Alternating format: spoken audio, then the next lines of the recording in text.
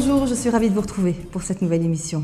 Docteur Alain Kassoura, bonjour. Bonjour. Merci d'avoir accepté mon invitation et d'être présent sur notre plateau. C'est moi qui vous remercie, il n'y a aucun problème. Et vous êtes donc médecin, ostéopathe à Paris et vous êtes également enseignant à l'université de Bobigny. Alors vous sortez un livre qui s'appelle « L'énergie, l'émotion, la pensée au bout des doigts, au-delà de l'ostéopathie ». Il y a une première question que je souhaite vous poser en préambule. L'ostéopathie, c'est une médecine reconnue, non conventionnelle, qui fait débat. Est-ce qu'on peut résumer ça comme ça? On peut.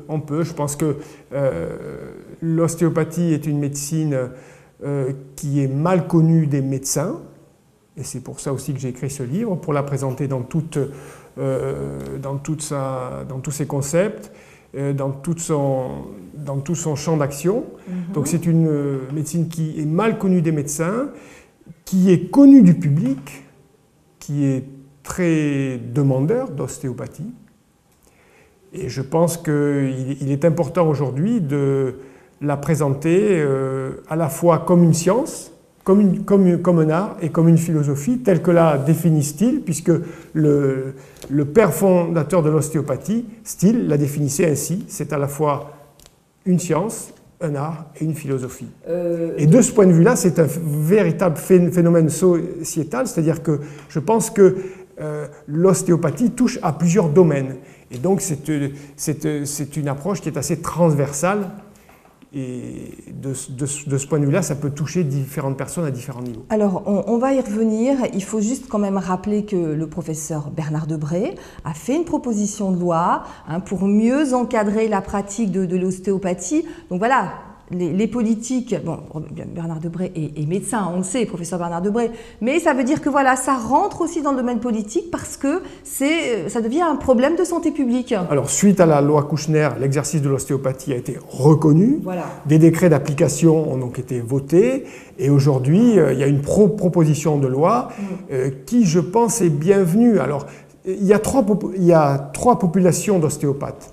Il y a les médecins ostéopathes, voilà. Il y a les kiné-ostéopathes et il y a les ostéopathes non-médecins. Je suis personnellement convaincu que dans ces trois populations-là, il y a des gens tout à fait compétents.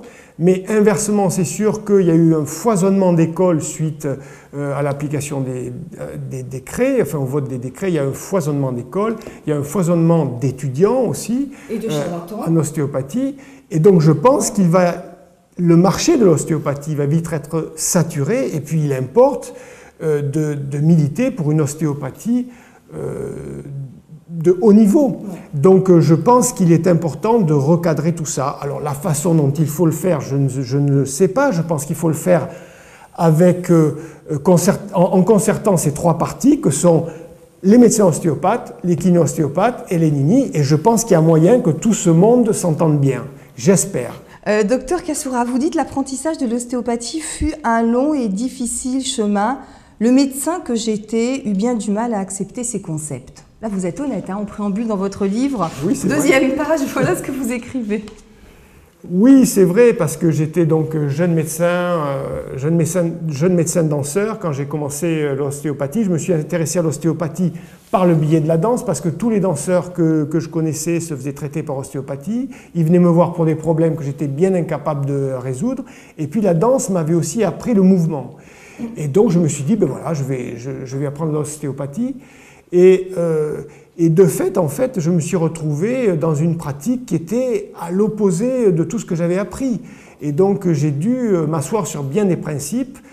Et j'ai eu beaucoup de mal, au début, c'est vrai. Oui. Alors, Alain Kassoura, je voudrais rebondir sur ce que vous disiez précédemment. L'ostéopathie, c'est une science, c'est un art, c'est une philosophie. Voilà, c'était la définition de Still. Alors, c'est une science, c'est-à-dire que l'ostéopathie repose quand même sur l'anatomie et la physiologie. Et stylisé, c'est de l'anatomie, encore de l'anatomie, toujours de l'anatomie, rien que de l'anatomie. Que les choses soient claires. Donc il faut connaître l'anatomie, il faut l'avoir au bout des doigts. Et donc de ce point de vue-là, c'est vrai que c'est une approche scientifique. Ensuite, c'est un art parce que c'est l'art de toucher. Cette anatomie, il faut la voir au bout des doigts. Et de ce point de vue-là, il y a un long apprentissage à faire, de la même façon que le musicien fait ses gammes, mais l'ostéopathe doit faire ses gammes, et c'est là que l'apprentissage prend beaucoup de temps. On ne peut pas imaginer tout ce qu'on peut arriver à percevoir par le toucher, mais de la même façon que quelqu'un qui n'a peut-être jamais dégusté du vin ne peut pas avoir l'idée de tout ce qu'un œnologue va découvrir derrière un verre qu'il est en train de déguster. Avec le toucher, c'est pareil, on peut vraiment avoir accès à des informations, à des niveaux différents. Donc, de ce point de vue-là, l'ostéopathie, c'est un art. Et puis, c'est une philosophie aussi. Alors, Steele disait, j'ai rencontré dans l'homme la matière, le mouvement et l'esprit.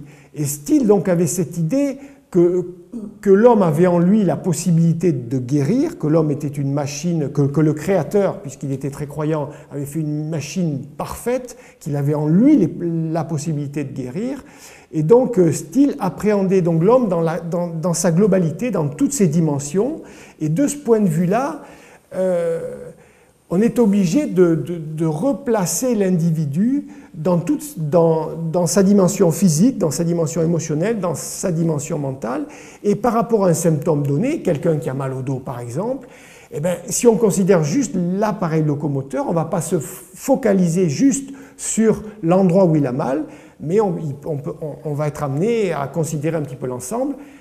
Un petit exemple, ce n'est pas parce qu'il y a une fissure au 7e étage de l'immeuble que le problème vient du 7e étage. Donc on peut très bien avoir par exemple des cervicalgies parce qu'on a un problème de bassin ou pas parce qu'on a un problème de cheville. Donc il faut considérer l'ensemble des appareils aussi, puisque le système nerveux, l'appareil digestif, l'appareil locomoteur, l'appareil respiratoire, tout ça en fait dans la mécanique, mais aussi de par le système nerveux et de par aussi la façon dont le corps est irrigué sur le plan vasculaire, sur le plan lymphatique, tout cela est effectivement lié. Bon, bah écoutez, en tout cas, voilà, pour tous vos confrères qui veulent en savoir davantage, l'énergie, l'émotion, la pensée au bout des doigts, au-delà de l'ostéopathie, docteur Alain Kassoura. En tout cas, merci docteur d'être venu sur notre plateau. C'était un grand plaisir pour moi. Merci beaucoup. Merci.